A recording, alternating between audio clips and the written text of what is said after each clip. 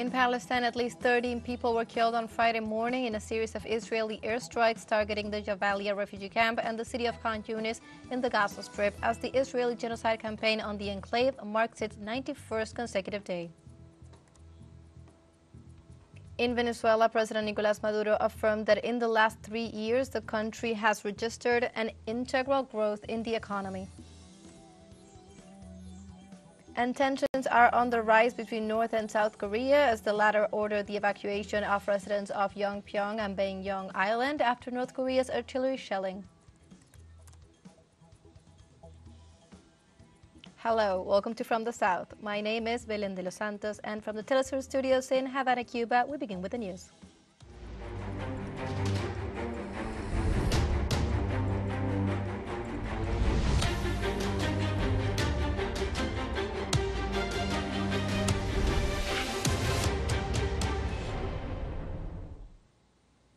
The Israeli occupation army continues its siege against the Palestinian people in the West Bank, as one of its latest genocides was the murder of a young man in the city of Beit Rima. A surveillance camera recorded the death of the Palestinian teenager shot by Israeli soldiers, who was confirmed by health officials as Anis al-Rimawi, a 17-year-old. On the other hand, Salfit hospital authorities also reported the arrival of 7 local people shot and wounded in connection with the Israeli forces' aggression in the town of Beit Rima, northwest of Ramallah. Since October 7th, some 327 Palestinians have been killed in the West Bank, most of them shot by the occupation army, but 10 others by Israeli settlers.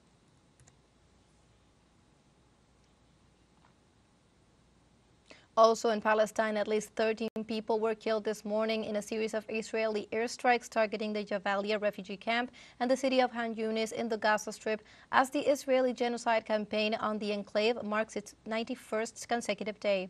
In northern Gaza, 5 civilians were killed as Israeli drones targeted the Al-Fallujah cemetery west of the Jabalia refugee camp. In the meantime, the Israeli occupation forces continued its aerial and artillery bombardment on residential homes, buildings, and the tents of displaced in Khan Younis in the southern Gaza Strip. The latest attacks confirmed the result in the death of at least 8 civilians and injured to several others since the early hours of the day. In a preliminary toll, the ongoing Israeli aggression on the Gaza Strip amounts to more than 22,400 deaths, including more than 9,700 children and 9,800 women. And in Palestine, residents of the Gaza Strip denounced the atrocities committed by the Israeli army in violation of international law to spare civilians. They enter our homes and vandalize the children's rooms, the living room, the kitchen and the bathroom. My house is on the verge of collapse as they destroy everything inside. They even bombed the kindergarten in the neighborhood where our children were playing. On the 3rd of the month, at around 12 o'clock midnight, the Israeli army stormed the camp. They began bulldozing the streets, and when they blew up that building, it resulted in the damage of surrounding houses. The army also entered our homes and conducted searches. On Friday, residents of the Gaza port, the main site for local fishing, denounced that the area had been almost completely destroyed by rounds of Israeli attacks amid the escalation of the armed conflict. In this sense, local media emphasized that after nearly 2 months of conflict, roads, houses, and other civilian facilities in the port have been severely damaged. Debris is everywhere, and most fishing boats have been sunk or abandoned.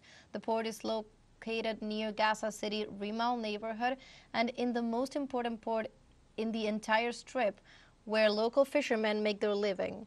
It should be noted that the port has been under a naval blockade imposed by Israel as part of its blockade of Gaza Strip since 2007, and activities in the port have been restricted to artisanal fishing within a strictly limited radius. Let's take a short break, but remember you can join us on TikTok at TeleSUR English, where you will find news in different formats, news updates, and more. Other stories coming up, stay with us.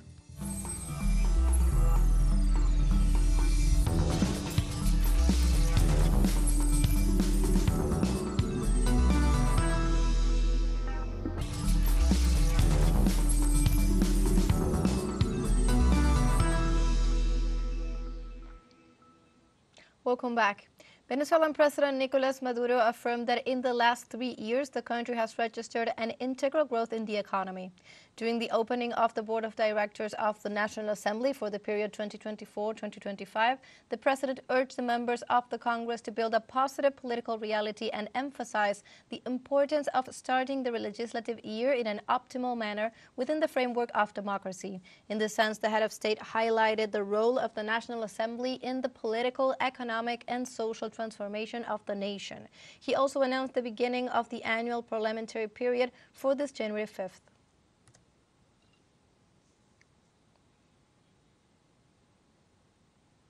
President Nicolas Maduro thanked the deputies for their performance in the release of the Venezuelan diplomat Alex Saab from the kidnapping perpetrated by the United States.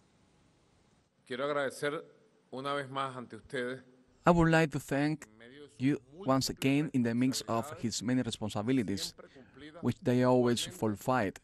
Comrade Jorge Rodriguez, along with Comrade Hector Rodriguez, they were the architects of the rescue of the kidnapped Alex Saab for 3.5 years, architects of the returning of an innocent man to his homeland. Likewise, the Venezuelan president said that on January 5th, the sessions for the fourth legislative year of the parliament would begin. The center is in the headquarters of Caracas in the historic center, and it is called the Federal Legislative Palace. Here, where we are today, January 4th, and where tomorrow you will constitutionally install the session for the fourth legislative year of this parliament. On Thursday, thousands of people gathered in different places of Argentina against the measures of the emergency decree of President Javier Milei. Demonstrators rallied in cities such as Santa Fe, Trelew, Morón, Ituzaingó, and different points of the country's capital. The mobilizations emphasized that the mega decree bill issued by the executive branch is unprecedented, authoritarian, and subjugates the rights won by the Argentine people. In the meantime, Javier Milei has defended his proposal and called for the declaration of an emergency state in different areas until December 31st, 2025, seeking to delegate legislative powers to the executive branch.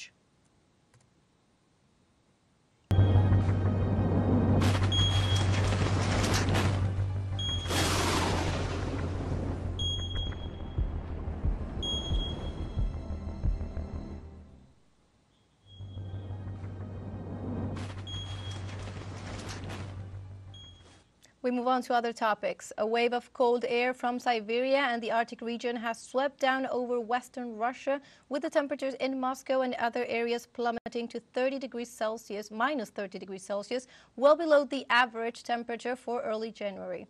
Meteorologists say that last time it was colder than the start at this point of the year was in 1942, more than 80 years ago. While Russia has long New Year holidays, few people were seen walking in the decorated streets of Moscow or taking part in any outdoor activities. Most residents and visitors to St. Petersburg preferred a visit to a warm museum, but not all managed to get in. The extreme cold weather brought a lot of joy to winter swimmers in the city who enjoyed chilly dips in the Neva River. And a week of rainfall exacerbated by the passage of Storm Hank in the UK has forced hundreds of evacuations overnight and is significantly affecting rail traffic on Friday morning. Passengers at Paddington, one of the busiest railroad stations, are facing train cancellations due to flood warnings and for the south and east of England and different areas of Wales.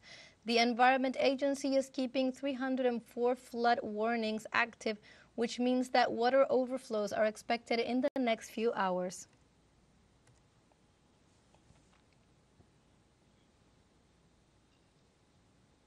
On the other hand, the snowstorm and extreme temperatures continue to affect Sweden and other countries in the region. The severe cold caused the partial closure of the Swedish highway E22, where 1,000 people were trapped for almost a day and had to be rescued. In Naimakka, in the north of the country, minus 43.8 degrees Celsius was recorded on Thursday, the lowest January temperature in the northern country since 1999, according to the meteorological authorities. Meanwhile, heavy snowfall in recent days and ice continue to affect traffic in western Denmark.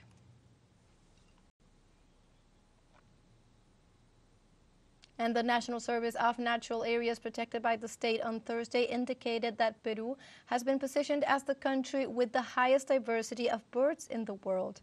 The official report highlighted that the nation reached a record of 1,879 species of birds to establish itself as the nation with the greatest diversity of birds on the planet, surpassing Brazil and Colombia. In turn, according to the Register of the Committee of Classification of South America, 19 new species were identified in Peru. On the other hand, the Minister of Foreign Trade and Tourism, Juan Carlos Mateo, emphasized that Peru is a mega-diverse country that has important destinations with unique endemic birds, many of them present in the natural protected areas. Now we have a second short break coming up, but before we invite you to join our WhatsApp community for our English-speaking audience. You can scan the QR code on screen to join directly and also share the link to reach more people. Constant news coverage of Latin America and the Caribbean, as well as the rest of the world. Stay connected and informed with TeleSUR. Final short break, don't go away.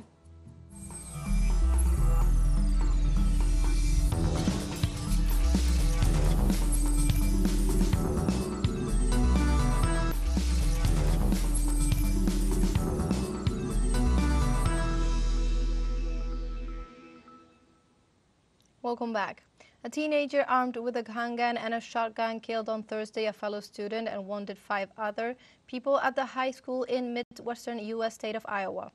The attack took place at Perry High School around 7:30 a.m. local time, just as students were arriving back to school after their winter break. Assistant Director of the Iowa Division of Criminal Investigation, Mitch Mordvet, said 4 of the injured were students and 1 was an administrator.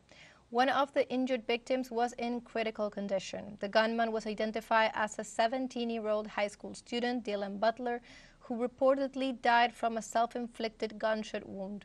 Mordvet told the press that police had found a rudimentary improvised explosive which was rendered safe by the Bureau of Alcohol, Tobacco, Firearms, and Explosives. Law enforcement officials believe the shooter acted alone, but the motive for his attack are still not known. Ohio Governor Kim Reynolds and Perry's Police Chief Eric Bond expressed their support and condolences to the victims and their families. Our hearts are heavy today and our prayers are with the Perry community. This strikes at the heart of everything that we hold dear. This senseless tragedy has shaken our entire state to the core, and I want this community to know that every Iowan stands with you. All of our condolences to the victims and their families.